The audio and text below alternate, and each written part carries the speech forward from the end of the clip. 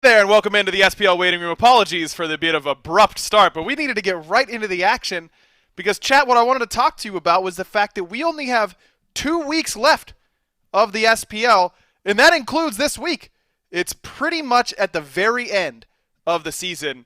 2020 has been so weird that I feel like it's kind of snuck up on all of us. I mean, we all knew this phase was going to be long. I mean, it's been a grueling phase for everybody, production and casters included, but mostly, of course, for these teams playing each other 3 times each all the way since the middle of the year. It's crunch time now, though, for these teams. A lot of teams are on the up and up. I think we've seen a lot more from PK as of late. Of course, that team is going to be on everybody's radar as they are 4 out of 5 of the defending world champions. We've got to see what's going to happen in the top seed. We're going to talk about that upcoming matchup in just a little bit. Where is Sanguine going to be in all of this is another question mark that I think a lot of people and teams are going to have, because with PK's absolutely atmospheric run that they've been on as of late, people are forgetting that Sanguine is right there with them when it comes to the standings. And where does that leave Radiance in all of this? How about Renegades, E-United, Obey, 3 teams that have all shown the potential to be potential good teams, but haven't done it consistently basically all year. All of that talk about the bottom 3 in particular of, Renegades, E-United, and Obey, they'll put it together. You know, they're just working out how they want to play, how they want to draft. They'll be able to put it together. Clock's ticking. You got to get it together right now. I do not think it's reasonable to expect any team, especially the teams that haven't proven that they can do it consistently, to all of a sudden do it consistently when it matters the most. They have the least amount of pressure on them right now. I don't think that it's fair to expect that these teams will all of a sudden start doing it whenever the pressure is really on. So these next 2 weeks, critical for E-United, Renegades, and Obey, but also the other 5 teams in the SPL. That's what makes it so exciting. In case you didn't see what happened last week during Week 12, of course, got to start off the show with our recap as written by Finch and Dave and as told by Dave and Finch.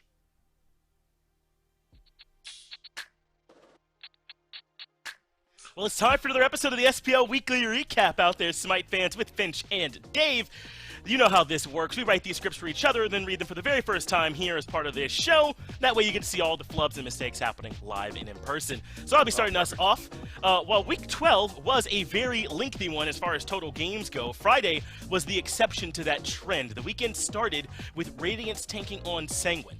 Radiance just recently broke a 5-set loss streak, brutal, with a win over E-United. So taking on Sanguine was a chance to really get things back on track. Sanguine was up to the task, though, however, and grabbed a 2-0 set win. That's right. The final set on Friday saw the top of the league face off against the bottom, SSG versus Obey. The match didn't play out quite like a mismatch, though. Obey gave SSG a run for their money with a new composition that caught them a bit off guard. In the end, however, it's still a 2-0 favoring SSG as Obey can't quite close out their games. Saturday starts with a barn burner between Radiance and PK, 2 teams who seem closely matched, but PK are coming off a small break from games, a break that came during the peak of one of the hottest streaks in the league for PK. Ultimately, Radiance shrug off their early weekend woes and defeat PK in 3 games. PK versus Ghost was the second match of the day, and PK just came off their loss that Finch covered over to Radiance. If that loss affected them, though, PK didn't show it. The rise through the ranks continues as they managed to win 2 very close games over Ghost and maintain their top 4 in the standings. Thanks, Dave. It's time to break down Space Station versus the Renegades, and for that, it's me, Dave. Anyway, the SSG, the first-seeded team in the league, take on the Renegades, who are about as up and down as a team can be. This set is kind of close, at least game 1 is, but if you ask Rapper, it's more about the boys trolling a bit than anything else. Overall, once SSG recover from game 1, they go on to finish off the set quickly, finding the nice 2-0 win. Yeah, Dave, thanks for finally bringing it back to me. I'm still tired after Sunday, but let's just be honest. Sunday had 2 separate 3-hour sets, the first of which was Obey versus Radiance. And if we have learned anything recently, and that is unlikely for Dave, it's that Obey are going to be competitive in every set that they play. Every team in the SPL will be, for that matter. A few lengthy games spell a close set, but one that Radiance would win 2-1. The second 3-hour set of the day on Sunday may have fried our brain cells, but that didn't mean the games weren't good. SSG and E United battled all the way to 3 games, but with both teams looking dominant at certain points. But it's Sanguine who managed to edge out E United for the 2-1 victory. And what a week, huh? That's going to do it for us in Week 12 after a 6-hour Sunday. That's 2 sets that take 6 hours on Sunday. That's Week 12 here in the SPL. Here's to hoping Week 13 is just as fun. Thank you very much, of course, to Dave and Finch, and we got to keep at least one of those boys rolling here on the waiting room. So for that, we've got Dave, but Miff this time around. Everyone hold your applause. I know you were expecting Finch and said you got Mifflin. I know you're all very excited about it. We've got a show to do, though, so try and keep it down over there. Look, fellas, you're just talking about how long Sunday was. It was not an isolated incident. A lot of teams have been going long in a lot of these games. It's starting to become a trend. What have you noticed, Mifflin, that has kind of led to this?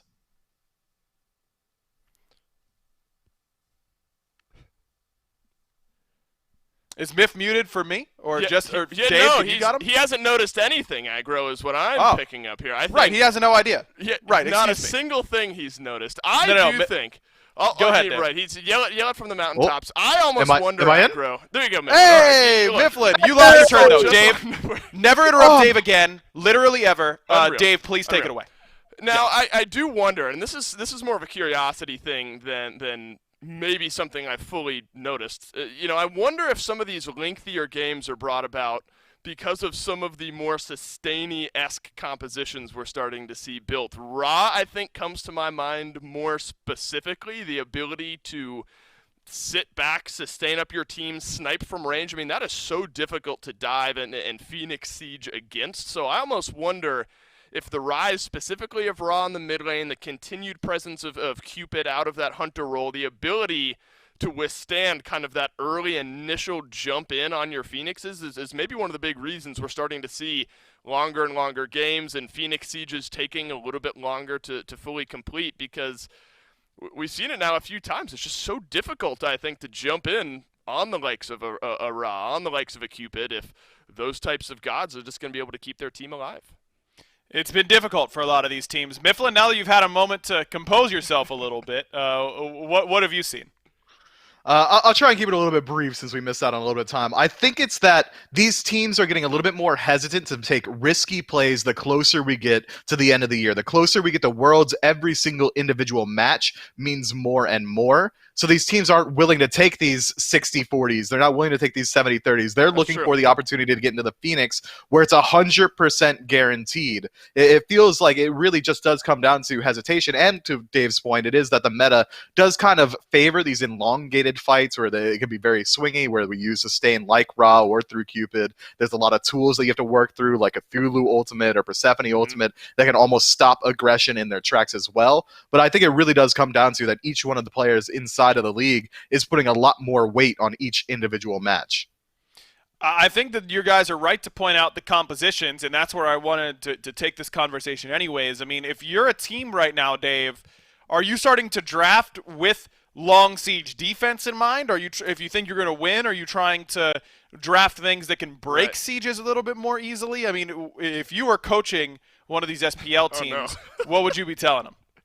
I'd be saying, guys, don't worry, we haven't won a single game yet this phase, but this is going to be the one. With me at the helm, we're finally going to turn this one around. No, I don't know. I mean, that's such a tough question. I think in reality, and this is maybe a bit away from the point of the question, but in my mind, if you are drafting specifically to defend your Phoenixes, I feel like in a weird mental way you're forfeiting the first however many minutes of the game before you get there. Obviously, that's not fully the case, but I think it's good to have someone on your team that can help you from range, help you sustain up, again, the Ras, the Cupids of the world. But I still think I'm drafting to get myself to a point where I can siege the enemy Phoenix, and then we worry about the rest from there. I mean, I love like the Tsukuyomis, these global ultimates, the ability to convincingly dive into the backline on the opposite end of the coin. Phoenix Siege, I think, is maybe where my mind goes. Phoenix Siege might be the answer. Miff, if you're looking for a little bit more Phoenix Siege real quickly before we move on, what are some of the gods you think we should be seeing if you're a team trying to break these games open faster? I'm looking for standard displacement picks. I'm thinking Sylvanas pool, Hercules pool, Sobek pool, Athena taunt, just anything that makes it very simple and one note on how you want to get into these Phoenixes. Make it very easy to execute on. The less moving parts there are, the more likely that you can dash in with Athena. Boom, Confound, Searing Pain. I don't care how much sustain your team has. If my ADC can land 2 auto attacks off a taunt, they should be dead. I think that that's one way to work around the siege, and I think Dave's right to concern themselves more so with the siege. If you're playing around defending in the late game, it means you planned on losing throughout the early, and that's not something that I'll ever get behind. No, you can't go in with a plan to lose a little bit more effectively. You got to try and snowball the game, and one character that's been able to do that really, really effectively as of late has been the Kingslayer. We've seen Set in multiple different roles now, in fact, 4 different roles across the SPL, ADC, mid, jungle, and solo lane.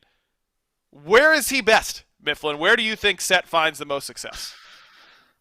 It's got to be mid for me. It might just be my bias from seeing Paul absolutely decimate whoever lines up against him, but I think that Set mid is in such an interesting spot in that for the first 4 levels, you're not really worried about anything because it's level 1 through 4 in mid. No one's dying unless it's to a gank, and we all know the ganks are going into the duo lane, so mid laners really have nothing to think about except for killing the wave that walks at them. It's a pretty simple role if you think about it. But the second Set gets over to level 6, level 7, all of a sudden, he's got one-shot potential against every single mage that's meta right now. I don't care if you're Persephone. I don't care if you're Hebo. If Set is able to close the distance onto you into the backline, all of a sudden you're just dead. And Set brings so much pressure into the mid-roll that if he walks into the jungle, because he has so much kill pressure, you think to yourself, okay, well, I need to follow his rotation. If he's ganking duo, my boys are going to need me. But if he isn't ganking duo and he's just standing around in the jungle, if I follow him, I'm dead. And there's not many gods in the game that make you think exactly like that. It almost shifts how you can approach the mid lane as a whole. I think Set really does belong there.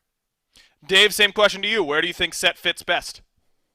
Man, I really hate to agree with Mifflin. I do think he's best in the mid, but I also think he's very good in the jungle, effectively for some of the same reasons. I think not only the ability to put some of that immediate pressure into the early game, whereas in Hunter and Solo, maybe you're waiting to rotate out and fight with the rest of your team. I agree with Miff in the sense that you do reach a point 5, 6, 7 levels into the game where you can just burst down enemies constantly. So if you're in the jungle, if you're in mid, especially if you're building like a jungler or a mid laner, I mean, Fine-OK out of the solo lane obviously had some great games on Set, but he effectively built him in that Amaterasu style, little tanky, little bruisery. I love the ability to one-shot people. I think mid or jungle, the ability to have an immediate impact and then delete people is always going to be where my vote goes. I think that's a fair assessment. The assassin is supposed to be assassinating people. Let him do that, and Set has done it. I think we're going to see a lot more Set bans, a lot more flexibility for this god as we get closer and closer to the World Championships. Okay, fellas, it's time for the segment that I've been waiting for. Now, those of you who are following Dave on Twitter, I'm sure literally every single one of you are, because you should be, because he has the cutest little puppy in the entire world. Ramsey is the newest addition to the Olsen family, and everyone is loving Ramsey. So I figured that we should try and give Ramsey a little bit of Smite knowledge, and Mifflin always has a unique opinion. Mifflin's always willing to go to bat for whatever he thinks is correct. So, Miff, I wanted to give you a couple of opportunities. Look at her. Oh my goodness. Oh, my God. I love Mifflin, her. here we go. Ready? In her eyes. I want you to look Ramsey in her eyes and convince Ramsey that Sun Wukong deserved to have 120% scaling on his ultimate. It's getting nerfed down to 100%, but you need to convince Ramsey that it should have stayed at 120%, that he needed that in the kit. Go ahead. So here's the thing, Ramsey. In such a bloated role like Soul Lane, where these are fantastic picks that you can have, like Amaterasu, like Cthulhu, these picks that can single-handedly turn around these team fights. Descent into Madness, for example, is a 14-second.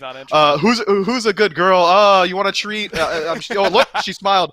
Yeah, 14 seconds where you're able to be this CC chaining absolute monster, or Dazzling Offensive, where all of a sudden you're in a CC immune state and you can find a 5-man stun pretty easily because it's the size of literally Texas. I think that in that world, Somersault Cloud is in an interesting position where you either have to make the trade-off to where you sit up there and use it to heal and use it to stealth, or use it to slam down immediately to finish off a kill. If you're having that trade-off of saying, okay, well, I'm missing out on regenerating 1,000 health, I might want 120% scaling. And I think being the reasonable judge that you are, Ramsey, you should agree. What do you think? What do you think, Dave? What's she saying?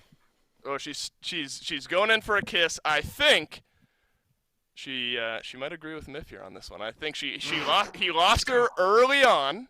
Yeah. And then remember, she really honed in there at the end. So I think not horrible by Miff.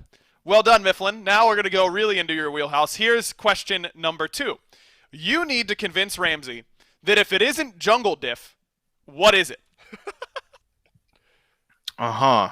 So, Ramsey, here's the thing, that jungles are the best role in the game and that we control every single thing that happens.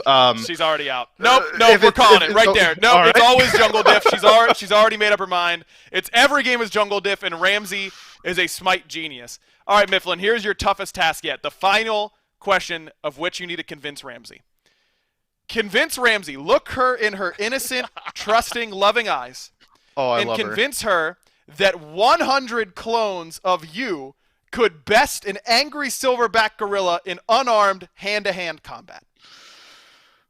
Well, this is actually the easiest one, Ramsey. If we were to do some simple math, we're going to go ahead and multiply my body weight by 100, all right? I'm going to out myself real quick. That's like, what do you just add 2 zeros? That's like 29,000 pounds, I think, of Mifflin barreling down on a singular gorilla. What is that, like 8 feet tall? If we were all to attack at one point, not only is Mifflin lethal in the art of street combat, but also, I've watched a lot of anime, right? So I'm going to the gorilla's going to throw a punch, so I'm like catching it on one finger and then like using chi to deflect it.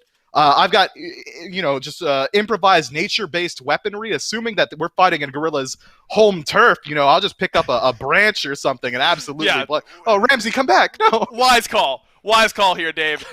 100 Mifflin stand no shot against a gorilla. That's all there is to it. Even Ramsey knows it, and she's only been on this earth for like... What, 2 months, 10 Dave? weeks today. It's her 10-week birthday today. Wow. Oh, yes! Happy 10 birthday, week. Ramsey! You did it! And now Mifflin has hopefully not made you any dumber because, listen. Yeah, we reversed some training. We've really been working. Yeah, you really did. Good try, though, Mifflin. At least you got her to agree with you on the Wukong Ultimate. Nice try on the other ones, at the very least. Everyone stay tuned. Ramsey might not be coming back. She's going to take a little nap, but we've got to go over our Week 13 picks right on the other side of this break. Have your expectations and desires changed? I mean, now I think it's safe to say you're not going to be 8th this season. What are your goals now? Are you aiming as high as expecting to win Worlds? Yeah, I think that is what we all want right now, especially me. I really want to be able to, win or lose. I think it doesn't matter. I think you want the people to have fun watching Sanguine, to enjoy your game. So we're going to have battle up. We're going to probably win some, lose some. That is what I think. But like the excitement of the people watching the games, the same excitement that I have when I used to start playing, watching the old teams playing. That is what I really want for the people and for us.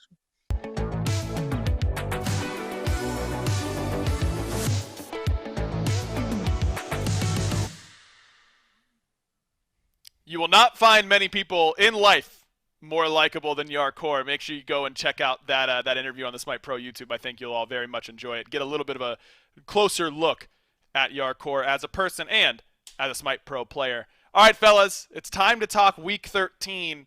I know we're going to start off with our big set of the week in just a little bit, but I think that overall we've got to take a look at the week as a whole.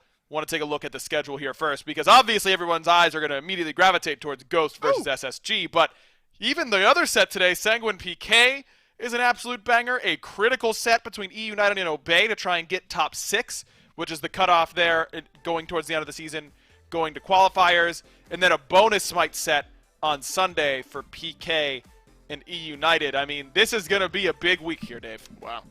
Yeah, Sanguine versus PK. Look, we're Ghost SSG. I don't know if that one needs all that much build-up. 1 versus 2 matchup. 3 versus 4 matchup, though, immediately after it. That is wild. PK, if they get a win, look at where they are compared to Sanguine. I guess technically the tiebreaker would be in the loss department. PK would be 11-7, and Sanguine would be 11-8, so PK would leapfrog them. What a day we got today. I mean, SSG versus Ghost immediately into Sanguine PK. That's going to be some fun. Can't ask for a better SPL day to kick off Week 13 than this. This is going to be an awesome one. And I got to dive right in to this Ghost SSG matchup. 1 versus 2, as Dave said here, Miff. What are you looking at when it comes to this set? I mean, Ghost, despite being the team that I believe is second overall in the standings right now, has beaten SSG in both previous sets. Look, they may have beaten SSG, but I think Ghost is a little bit less consistent, I'd say, dropping games to these lower-seeded teams. But as far as this set goes, I think it's going to be a war of ideologies. It's the war of the last remaining European method team inside of SSG against Ghost Gaming, bringing that unbridled aggression in the early game. We know that SSG is a team that is very, very willing, almost Phase 1 Sanguine style, to wait it out for the first 20, 25 minutes and then immediately hit the gas pedal once their picks come online. And I think that SSG has so much diversity in how they like to win games, not only in a play style, but also in just picks on the board, that is going to be very hard for Ghost to lock them down. We've seen that SSG, every single time they lose to Ghost, they add 1 or 2 more picks to their repertoire that are immediately starting to get respect banned out by the community. We've got the Hera, the Aphrodite, the Persephone. We've got a couple of new picks out of the ADC as well. Jungle has one of the most diverse god pools in the league outside of Sanford Soccer, who does reside on Ghost. But I think that SSG definitely has a good shot here. Dave, on the other side of the coin, what makes you think that Ghost is going to keep their undefeated streak up against their top competition?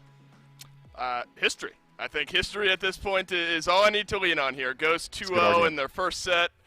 Ghost 2-1 in their second set against SSG.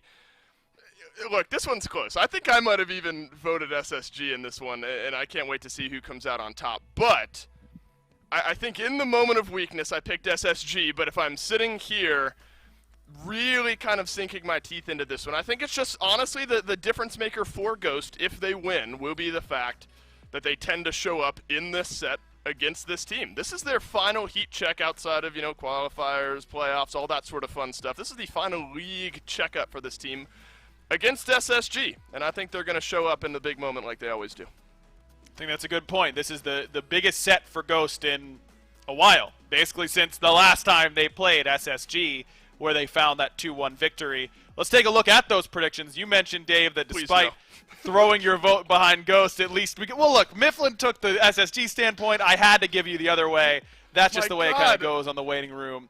And hopefully the community's going to go alongside Finch. I'm going to remind everyone every single week that the week I was out, I was given a 0% chance to get any votes right, and that's the only reason I'm below the community. Mifflin, on the other hand, that's just his actual percentage. Yeah, but see, I gotta be in the worst possible spot, right? Because I've actually been predicting like full on, and I'm second to lowest at this point.